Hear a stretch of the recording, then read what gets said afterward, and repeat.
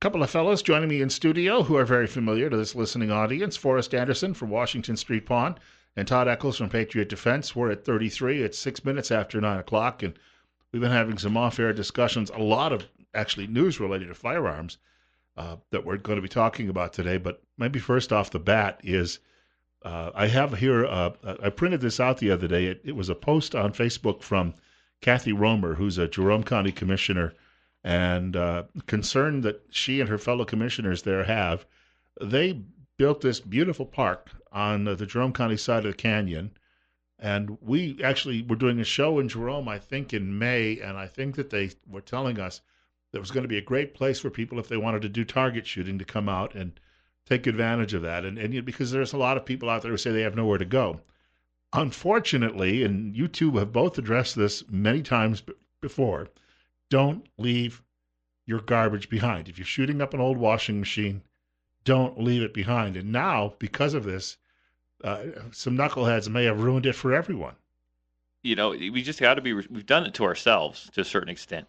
Got to pick up after yourselves. I mean, I don't take garbage out to shoot at. You ever take garbage out there and shoot at it? Do you ever feel the need? Doesn't make any sense. No. Like, why would you take your washing machine? Because when you shoot it, it's going to fall into a bunch of pieces, and you can never pick them all up. And you've always got the chance of getting a ricochet off stuff like that. And if you're going to put it in your truck, take it over and recycle it and make a few dollars. Okay, instead of shooting it and having 5,000 pieces littered to the ground, and now you just jeopardized your shooting spot. It's ridiculous. Clean up after yourselves. It's really that simple. I mean, this is a situation where government said, all right, we've got a demand for this. The public would like this. Went out of its way to do this. And government being nice. We don't often hear that, right? But government being nice and trying to answer a public want. And yet some people just can't seem to help themselves. I think everyone likes to pick on politicians. I know I certainly do because, I don't know. I could go on and on about that. But they do make an effort, especially local, our county and city officials generally try to make this place a better place because they're improving their community. When they reach out and do something like this for the community, and then people go out there and they can't control themselves, they're shooting up the sign. Yeah. For the place. The sign was brand new 2 weeks ago. It's full of blowholes.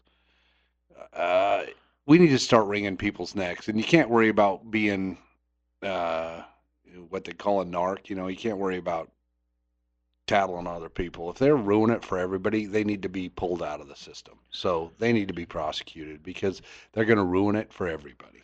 We have a caller looking to join the conversation, and who knows, we're probably reaching some of the people responsible. 31 right now, 10 minutes after 9 o'clock. You're up next. You're on the air. Good morning, guys. Hey, when stuff like this happens, it is pretty disappointing because it's a couple people that ruin it for everybody. However, what the commissioners are doing, I think, is more of a shotgun effect policy than a direct policy. They should be working directly with the sheriff's office and the BLM, who, by the way, have an agreement with each other. The BLM pays the sheriff's office X amount of dollars per year to patrol that area out there. And the commissioners need to be working hand in hand with both of those agencies to step up the patrols out there and get this taken care of. Well, you know what? There's only so many people who can patrol an area at one time. Yeah, and they can't set somebody out there all the time. I'll tell you what, we're talking about putting money where your mouth is. Let's do this right now. If somebody catches someone out there at that range and they are prosecuted, I will donate a brand new handgun to that person, whoever reports them. Todd, would you be willing to donate a class? I'll donate a class. So you're going to get a brand new handgun and a enhanced concealed weapons class. If anyone turns in, whoever is doing that, or if you catch someone out there doing it wrong and turn them in, you know what? Let's all band together. It's the people listening. It's the people doing it right. We can tell the government to do something, and if they'll do their end and actually prosecute the individual when we turn them in, we can all work together as a team. So let's help out law enforcement. Let's help out local government. Let's catch them. Said I'll donate a firearm. Todd will donate a class. I'll throw in some ammunition on top of that, and we'll take care of it.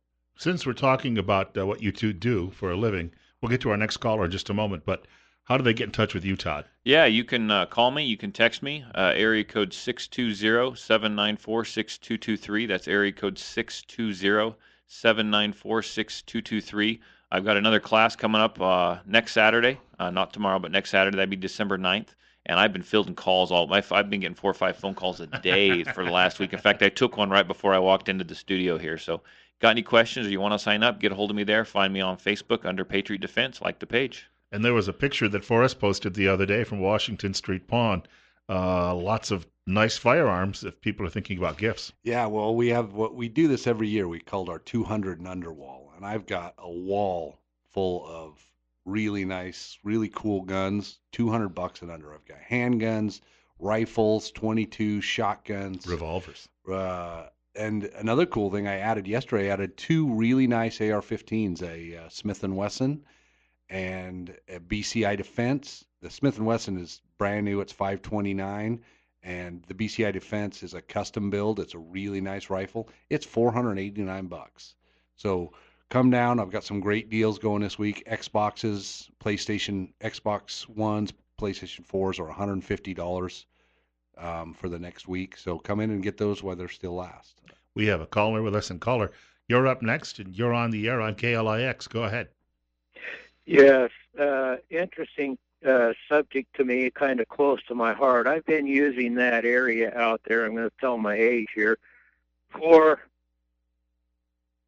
the late 1950s, okay? And, yeah, I was just a little kid then, but I remember walking down into Devil's Corral with my parents and really enjoying it and et cetera. You know, it's a great place. And to absolutely see it trashed. Now, you keep talking about this wonderful park that Jerome County built over there. And when I say over there, this is my backyard because I live on the north side. And like I say, it is my backyard. I border BLM on 2 sides. And I see the trash. I see everything that goes on over there. I see the vehicles out there at midnight with spotlights going that shouldn't be there. You call law enforcement, you do this, you do that, you report the piles of trash that are dumped, that people are too lazy to take to the gap over here at the landfill that doesn't even cost you anything to dump in if you're a North Side resident, since we pay taxes on it. You know, part of the problem, as I see it, is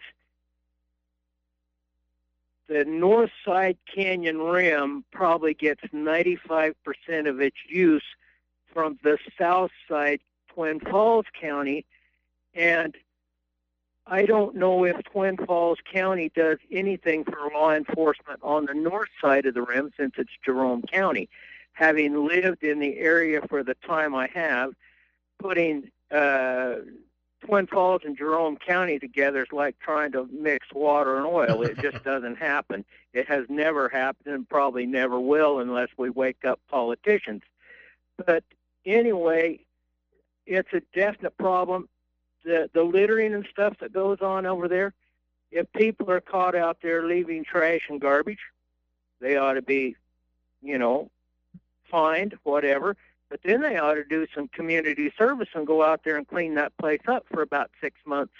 You know, then they would maybe learn a little respect for what is out there. Well, thank you for the call. I got to add to that. In Kathy Romer's statement the other day, she mentions that Twin Falls County actually got on board and helped with some of the construction in that area. So there was some cooperation between counties, but I understand what he's talking about. And they're limited. You know, it's out of the jurisdiction of Twin Falls County Sheriff. That's not their area. Well, they got enough area out Yeah. there they got to worry about. You know, I think we can always look to government, but do we really want more government? We need to kind of help police this ourselves. And, you know, we know when people do that weekends, like at night, we'll go out, get some license plates, turn them in, and We just need to be considerate human beings. Yeah.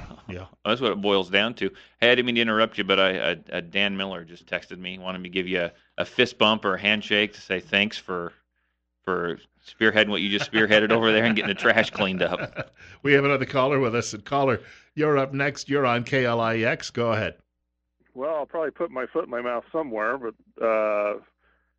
speaking as one of the commissioners of Jerome, so the idea of requesting IDL to go with Jerome County and preventing the shooting out there is not necessarily the trash. It's to create a safe environment for the park, and that is the whole itinerary behind this. It's not to infringe upon anybody's rights because you can shoot other places. The park board has decided that the west side of the park would be no shooting. The east side of the park would continue to be shooting.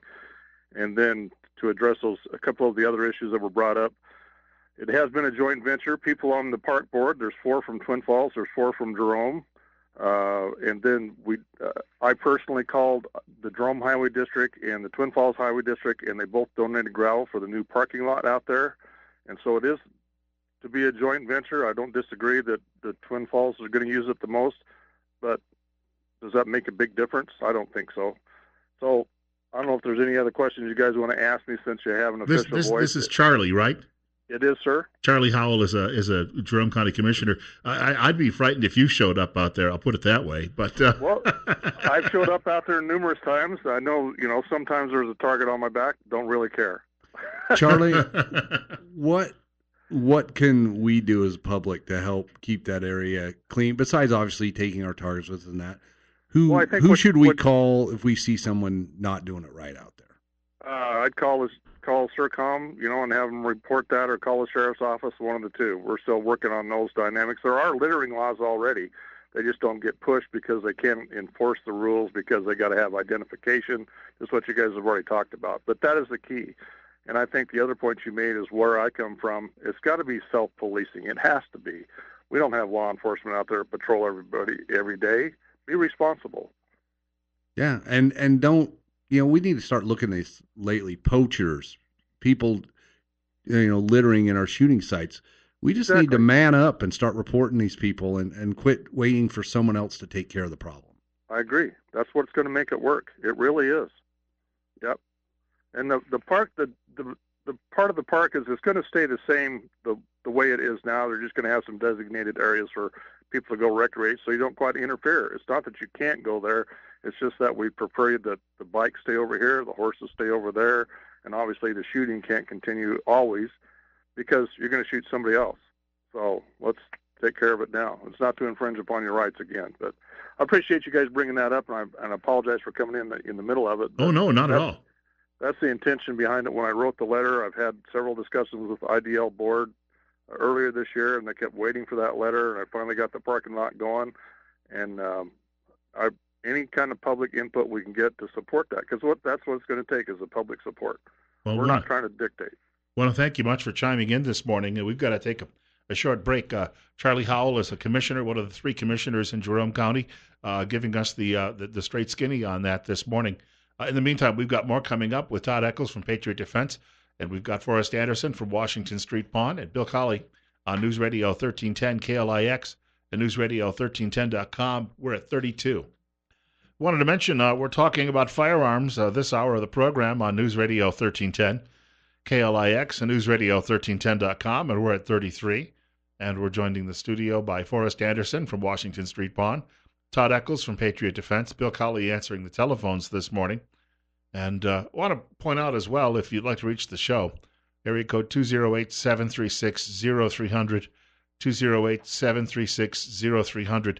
There has been a subject we've talked about on air before about a nationwide concealed carry reciprocity. And subject has come up, and oddly enough, there's some differing views on this. Number one, some people obviously would love it because that likely means you could go to California. Well, I don't know California, who'd want to go? But if you were going that way, you could cross the state line and you wouldn't get in trouble. And that means you could carry in all 50 states. But then there's another argument that says if you take this and make it a precedent, then liberals could turn around and say, well, if you're going to have nationwide reciprocity, here's some things we'd like to do, and it infringes on states' rights.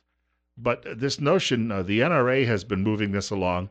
The NRA has been trying its best to get this passed, and it looks as if it might finally be happening on Capitol Hill in Washington. So We've talked about this before, but it's likely just around the corner. What do you think's going to happen? I don't know. I thought it was dead already, to be honest with you. They've tried it for a few years. I think they're trying to throw a bone to their constituents I think because so. they haven't got much done. They dropped the Safe Hearing Act. Yeah. I don't know.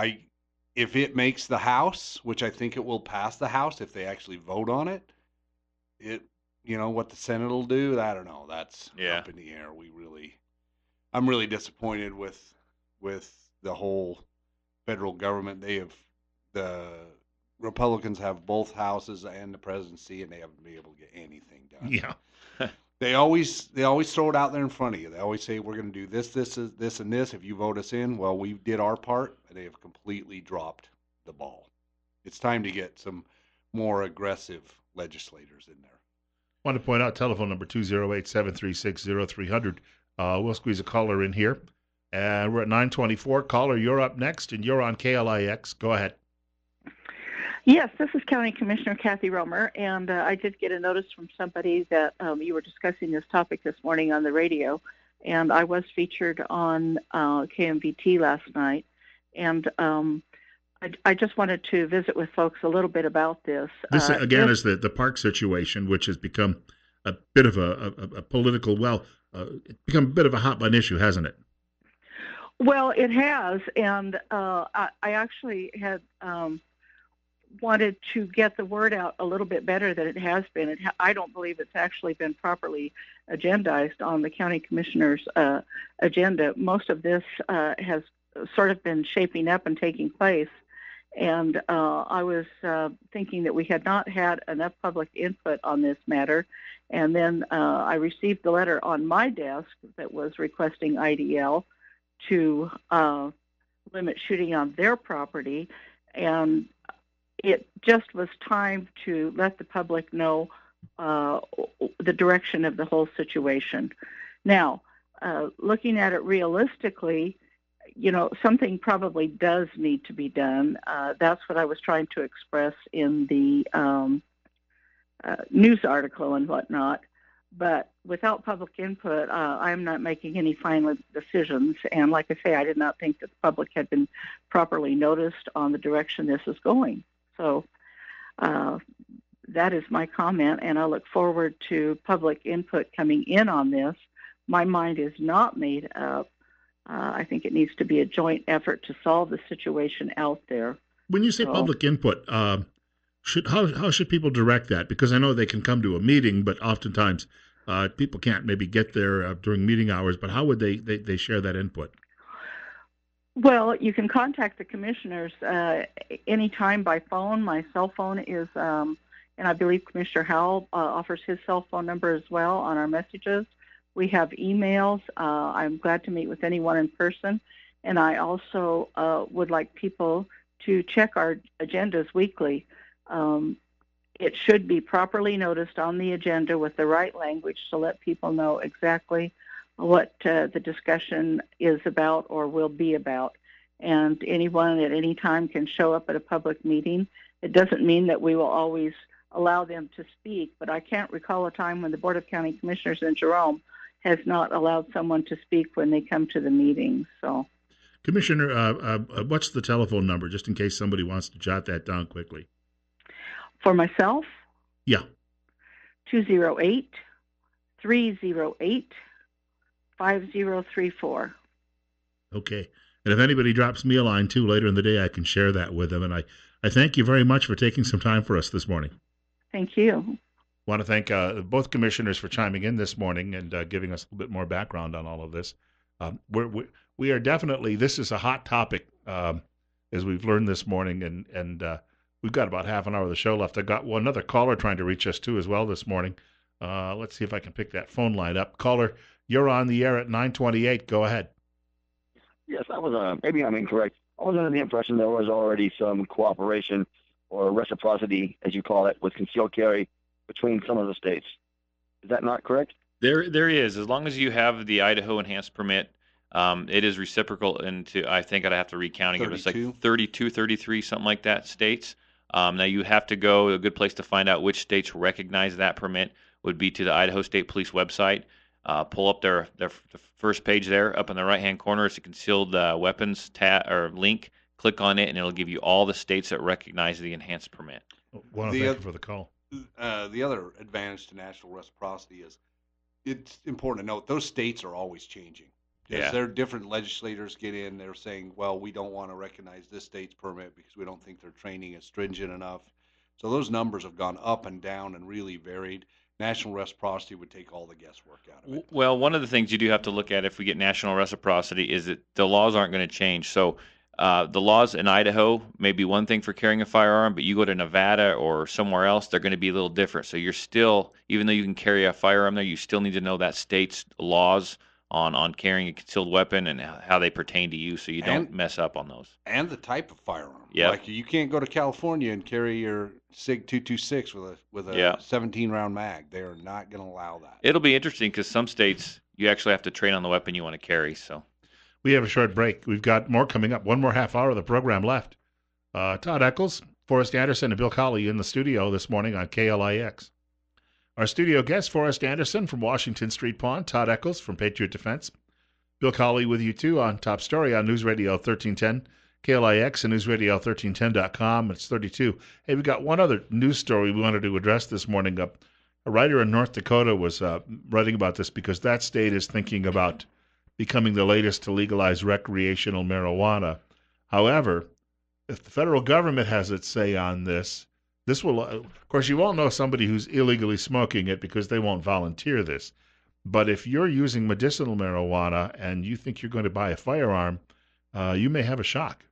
I think pretty sure that's kind of the way it already is. It's a federal law. Marijuana, no firearm. Even if you have a marijuana card, no firearm. And people that it's a state's right versus a federal type thing. And people think, well, my state is okay with it, so I'm okay, so I'm good to go. Well, I don't know. Your state may be okay with it, but the feds aren't. I'll tell you what, they thinking about this question, the question on the form actually says, are you an unlawful user of narcotics? So that people could interpret that as, no, I can legally use it. So that's the way the question is on the form. So I wonder if we would be naive to say that there aren't people that smoke pot, that don't own firearms, that buy firearms, that click no on that because I guess no one knows that's the case. And you read the form. You said, "Are you illegal or is it legal?" So it's what it says. It says, "Are you an unlawful?" Unlawful. So you maybe if I was in Colorado, I'd be lawful according to the state, but not to the feds. Yeah, so it's an interesting conundrum to be in. They're going to have to address that and maybe change that form. Yeah. I was going to say, because right now, the background check, if you admitted it, you would not be getting your firearm. Yeah, well, and it would depend on how they interpreted that question. Like if you were in the state of Oregon, they'd say, nope, I'm a lawful user. So I'm going to click no on that question. So that's something they're going to have to change the verbiage on the form to address that. So. I think that the big concern is that somebody, if they've been smoking it, it's one thing if you're completely sober and you're using a firearm, but if you decide to go home and you smoke some weed and then all of a sudden you think you're going to go out back and target shoot, you're you're not in control of your faculties. I would say the bigger, if we're being honest, I see a lot of people mixing I don't see this, but I know there's a lot of people who mix alcohol and shooting, and I would think that would be a bigger cause because people smoking pot, they're probably not going to get off their couch to go out and shoot. Well, that's a good point. Good point. In the state of Idaho, when it comes to alcohol, for the state of Idaho, you can't even have a sip. If you have a sip of it and you have a firearm with you, they consider you under the influence. Yeah. There's no point, whatever. It's if you have a sip. So, and this can actually go to even prescription medication. I mean, if there's medication that, if it's gonna, mess with your faculties or whatever, I mean, you shouldn't have a firearm either. We have a caller with us. Caller, it's 937. You're up next. You're on the air on Top Story. Well, you answered one of them right away because I was going to call in. Is it when I took the class, that's one thing that shocked me. If you are carrying your concealed carry weapon and you have one sip, just taste somebody's drink, and it's on your breath, you could lose that right now. Two, this whole thing about filling out that form. I filled out so many forms, it's not even funny. But, you're still up to the honesty of the person. The background check after the phone call is made or whatever else is really what should determine what's going on and what's in your record. Because anybody can say whatever they want, and they can answer it as they see fit to get that firearm, and that's a problem. Yeah, the thing to note there, though, when you have a concealed weapons permit, we do not call and do a background check because you've already had a federal background check to get your concealed permit. However, we do have people who try to purchase guns who say, nope, I've never had a domestic violence conviction. We call it in, they get denied because it's going to show up on that background check.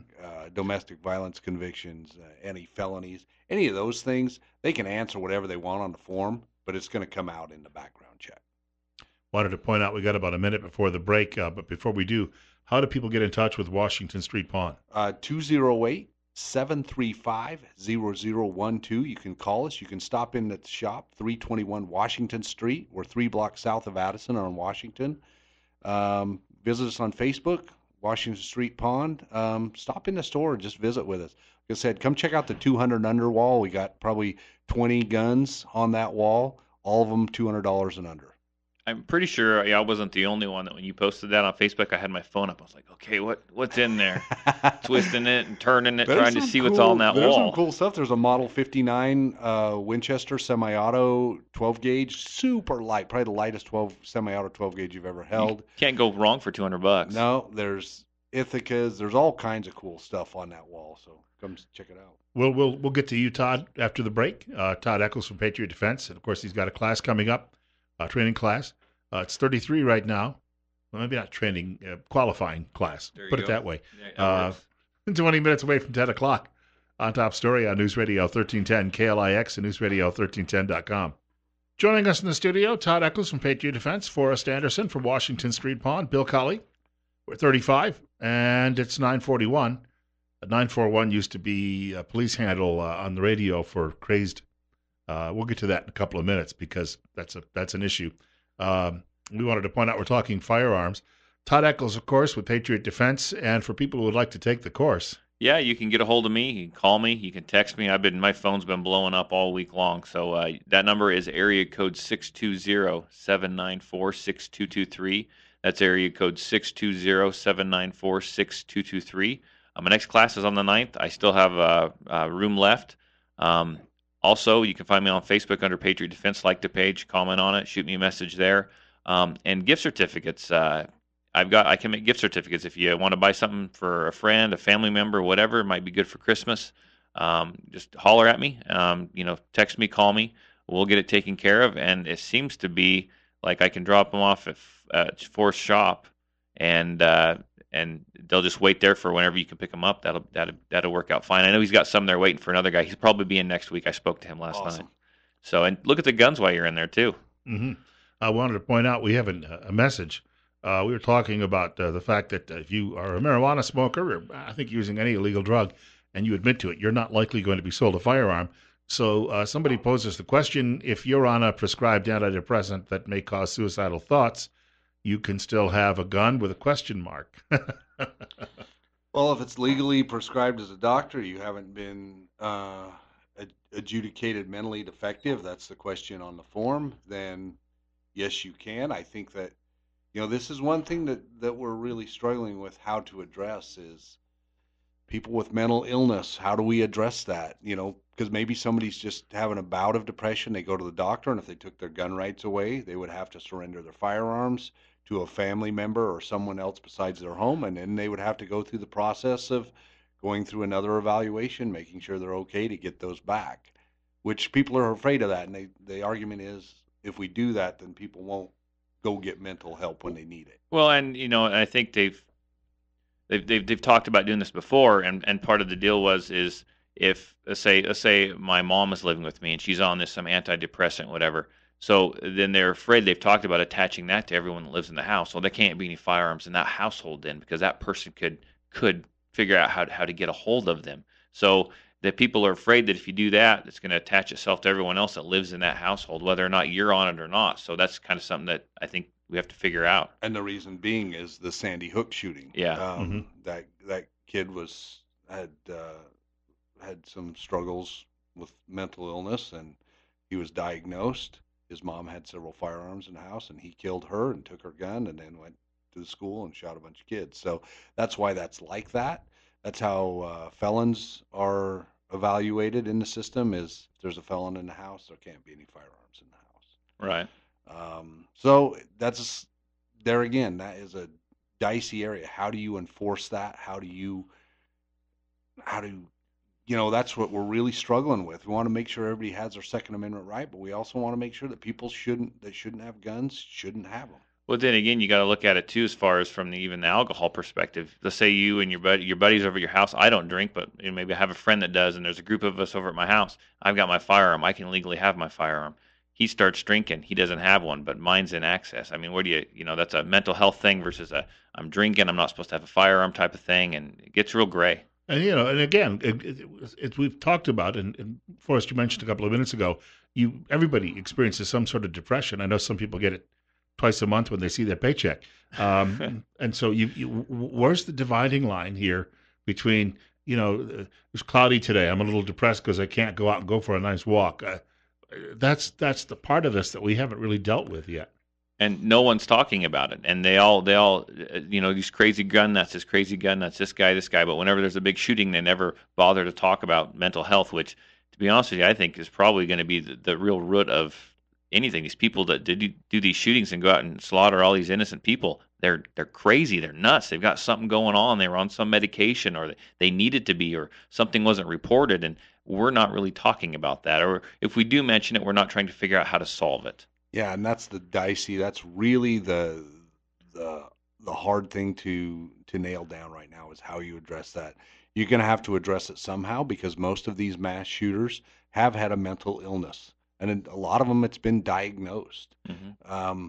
I mean, no one in their right mind does something like that anyway. So we need to figure out how to address that, and it's going to be tough, and it's going to be some paperwork and some back and forth with the government, but not everyone's going to agree with the solution. No, you can't win all the way around. We've got a caller with us. It's 9:46. We're at 35, and caller, you're up next on KLIX. Yes, sir. I've been in the Washington Street Pawn. It's a great store. He's very knowledgeable. I enjoy going there, just talking to him. I had a question about use of suppressors. I thought I saw something recently in the news or on a Discovery Channel or something about the manufacture of or the use of. What is the licensing requirements for something of that nature? So suppressor is a Class 3 NFA item. You can manufacture your own. However, you have to serial number it, and you have to still register it with the government, and then you can never sell it, because there's a difference between manufacturing for personal use and manufacturing for resale. You need a Class 3 manufacturing license if you're ever going to sell it. So yes, you can build your own suppressor. However, that doesn't mean you can build it and just use it. You still have to do paperwork. You have to serial number it. You have to send that into the ATF. You still need to tax stamp that, just like if you bought one. If you buy a suppressor, you can come into the shop. The way the process works is we pick out, you pick out the suppressor you want. We sell it to you. At that point, we order it from the manufacturer. It takes 6 to 8 weeks to get it from the manufacturer. We fill out your forms. You need 3 passport photos, 2 fingerprint cards. We send those off to the government with a $200 check that pays for the tax stamp. Then we wait 6 months to a year. That tax stamp will come back. The suppressor now is in your name, registered to you with that tax stamp, and you can have it. While they're waiting for it, can they come in and look at it every now and then? They can come hold it. We figure out a day. I'll go out and I'll shoot it with them. I have to be there. But we love customers to be able to test drive their new purchase, because a year, long ways to wait. But yeah, you can come in, and we have guys that honestly do that. They come in, can I look at my suppressor again? I'm like, yeah. We get it out, and they hold it and imagine what it's going to be like to shoot it. Take a selfie with it. Yeah. Here we go though. That looked like that was going to be legislation that would move along to clear all of that up. But after Las Vegas, that bogged down. Yeah, and there was a lot of rhetoric that a suppressor actually would have been great in Las Vegas. The reason why is those guns would have malfunctioned sooner because suppressor does make the gun quieter. However, under full auto fire, I showed Bill a video of it. Guy shooting full auto, the suppressor melted at about 500 rounds, and they make the gun dirtier, because they hold a lot of the gases inside the gun. So the gun will not be as reliable with a suppressor on it over a lot of if you're shooting 500 plus rounds. And those guns, you could hear, if you listen to the audio of the guns of the guy in Las Vegas, they were starting to slow down anyway, because a suppressor makes them run hotter and dirtier. We wanted to point out, too, that the Gun Owners of America and the National Rifle Association were behind that legislation. They're behind the National Concealed Carry as well. But I've got this. I wanted to share this. Many of us remember, because you've talked before on the show about how too often these organizations engage in, they may not be helping their own cause because they engage in show business antics. Do we all remember this from a number of years ago? The divisive forces that would take freedom away. I want to say those fighting words for everyone within the sound of my voice to hear and to heed, and especially for you, Mr. Gore. From my cold, dead hands. I think a lot of people remember the late Charlton Heston, and I kind of miss him. that display where he held up the musket, wasn't it? Yeah. At the convention, at the NRA convention, and you can tell it was very welcomed by the members who were there. And so we talk about Dana Lash sometimes being a little bit too show business in her statements and the like, but it didn't start with her. It started with that great voice way back when. All I can see is Moses holding up his staff. the ballroom parted at that point. Yeah, exactly. That's right. That's it. We need to really hang on to our Second Amendment right. It's what separates. Honestly, you just got to look at our politicians and imagine a scenario where they're making our decisions and we have no way to defend ourselves against those guys. Most of them say, oh, they're harmless. They're just good guys. They are in it for their own well-being. They are there to line their pockets and pad their pockets. How often do you see our national politicians back in town shaking hands and passing legislation that benefits us here locally?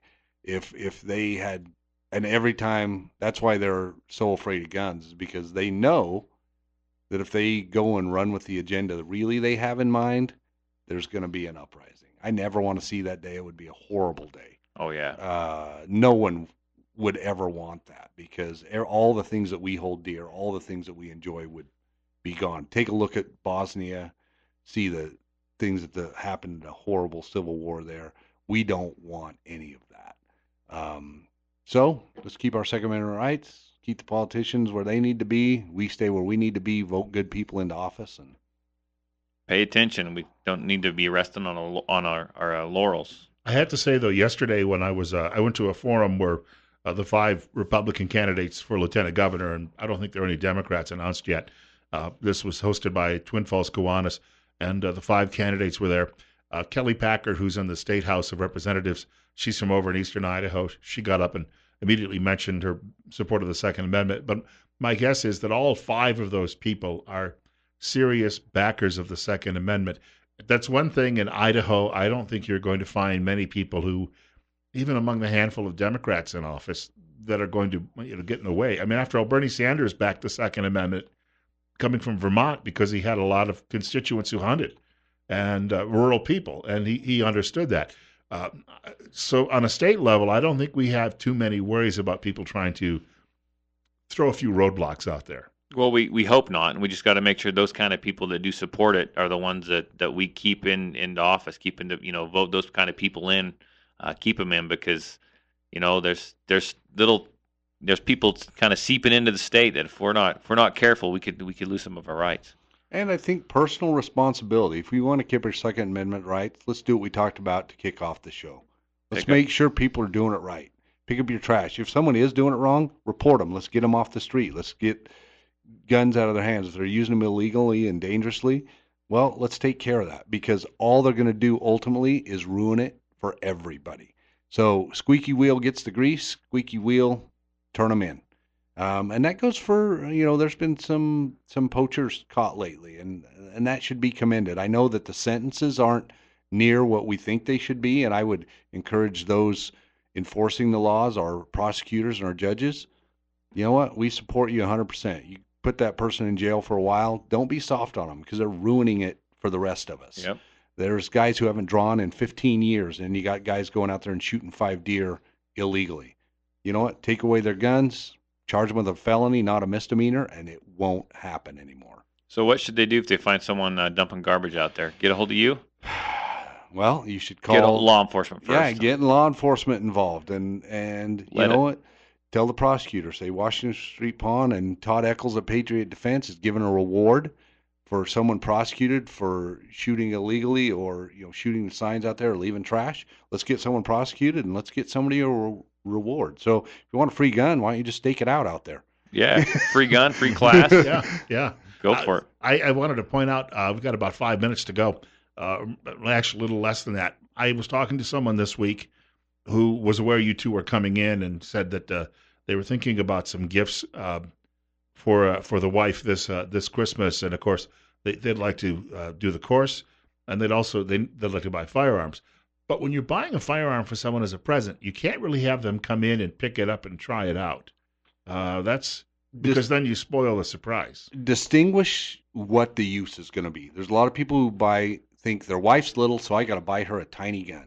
Tiny guns have a lot of recoil. If you're going to carry it every day, then a small gun isn't a bad idea. They're comfortable to carry. They don't weigh very much. They're easy to conceal. However, if you're like, I want to buy my wife a gun, teach her how to shoot, just because you take Todd's class doesn't mean you need to carry every day. He will educate you on how to shoot the firearm.